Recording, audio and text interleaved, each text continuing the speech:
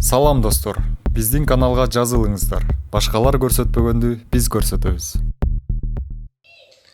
Саламатсыздарбы, урматтуу кыргыз элинин урматтуу мекендештер. Мен кече жакында эле Бауыржан аттуу блогер кайрылуу жасагам. Ошол кайрылуумда мен сен адамдарды зависть этпе, мажбурлаба деген гана сөзүмдү айттым, ушул сөздөрдү айттым. Ошол сөзүмдөн кийин менин дагы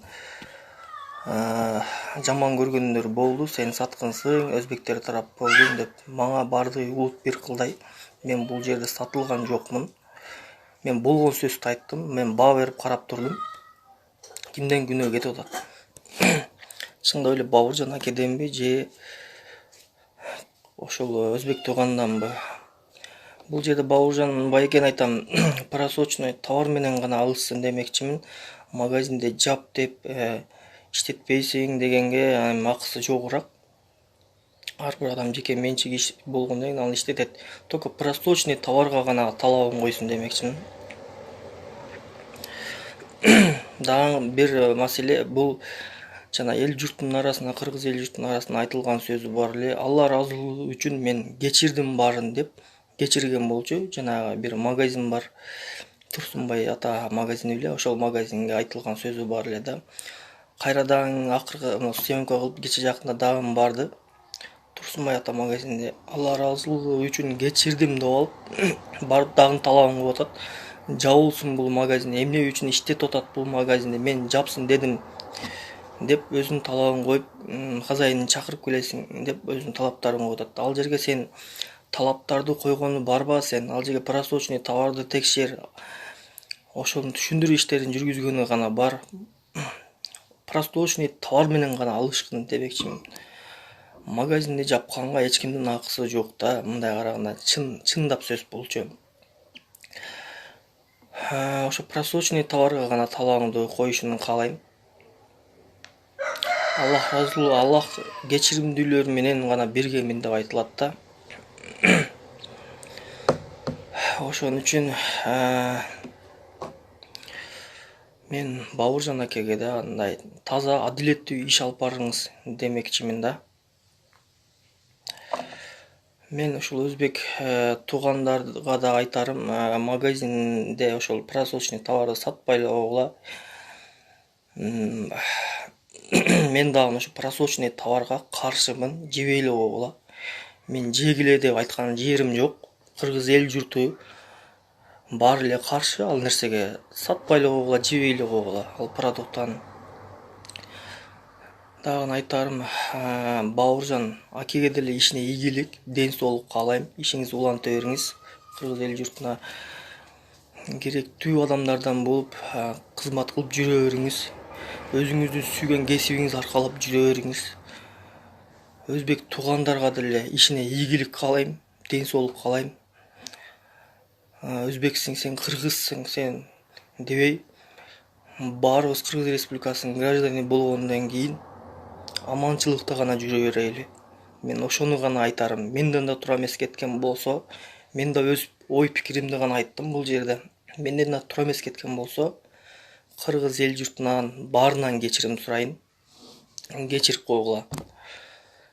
Өзбек кыргыз деп бөлүнбөй, аманчылыкта гана жашай берели. Өзбек болобу, Кыргыз Кыргыз Республикасынын гражданини.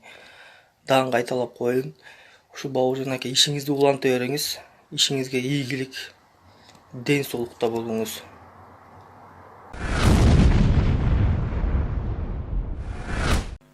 Өз негизи бул эсеп палатасынын отчету негизги мамлекетибиздеги өкмөттүн, ушул аткаруу бийлигинин негизги коркуп, жооп бере турган жери болуш керек да. Ошондуктан каржы министри өзү, анан экономика министри сөзсүз отуруш керек да. Анан кайсыл министрликте баягы каржы бузуулар, мыйзам бузуулар көп боло турган болсо, ошол министрликтер сөзсүз бул жерде отуруш керек да. Ошондо гана биз алдыбызга койгон максатка жетебиз. Эми мен бир эле маселе боюнча берейин, эми убакыт өтө аз. Улукбек Асамидинович, биз мамлекеттик ишканаларды түзүүгө катуу аракет кылабыз дайымачы. Ушул лотерея компаниясы түзүлгөн мамлекеттик. Бул бир кагаз чыгып элге сатуу да. Ушул лотерея компаниясына 2017 жыл биз 10 миллион акча, 18 жылы 20 миллион акча каражатын бөлүп бергенбиз. Бүгүнкү күндө алардын кандай мыйзам бузууларды ал жерде аныкталды, канча мамлекет үчүн пайда келтирди, канча баягы расход кылып туруп сиздерде маалымат барбы? Бул 17 жана 18 жыл бөлүнгөн акча каражаттары. Урматтуу Төрө Закирович, сурооңузга рахмат. Бул мамлекеттик лотерея ишканасы боюнча биз аудит жүргүзгөнбүз. Бул боюнча мен сизге дагы жазуу жүзүндө берейин, өткөндө да айттым элем.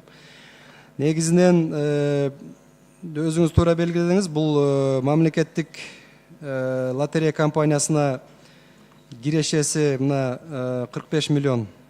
Бул ошондой бир каражаттар бөлүнгөн. Ал эми бул жакта биз жыйынтыгы боюнча аныктадык. 45 миллион киреше дейсизби?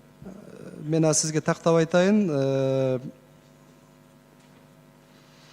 Бул жакта, значит, биздин аныктоолор боюнча, урматтуу Төрө Закирович, ушул алган каражаттарда максатына жетпей калган каражаттарда 6 миллион сом мындай каржы бузуу деп айтсак болот. Бул убыток аныкталган биз тараптан.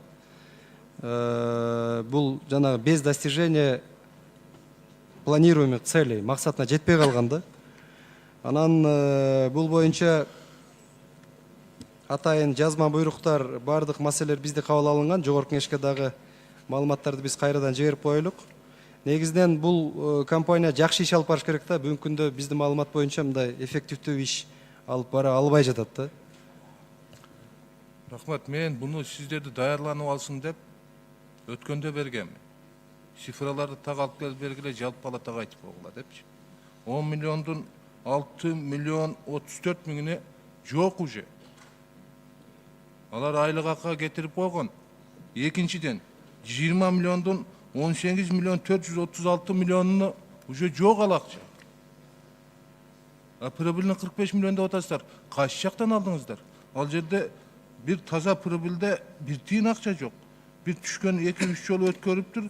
Алга бир 5 миллион 300 миң акча түштү деп айтып атат. Анан кийин ал акча кайсы жакка кеткенин өздөрү билишпейт. Сиздерден сураныч, мен эртерээк элдин палатанын астында жакшыраак жооп берсин деп сиздерден сурандым беле.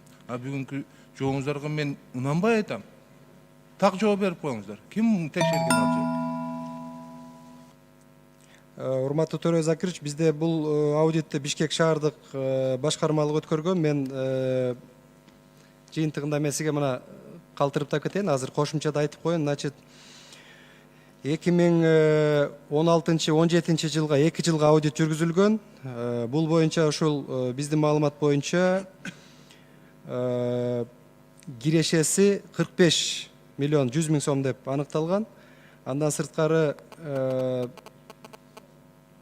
сырткары буларга 205 миң сом каражат түшүптүр. Ушул 2016 жылда.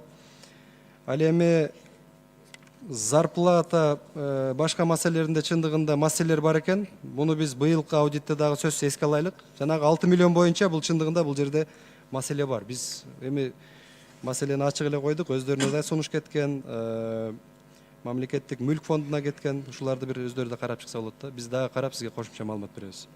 Кошумча 10 секунд берип коюңуздар. Рахмат, ал 45 миллион эгерде прибыль көрүп алса, эмне үчүн анда 20 миллион сурап атат? Мындай да, бул дагы акча сураганы келип атышат. Бербеш керек бул.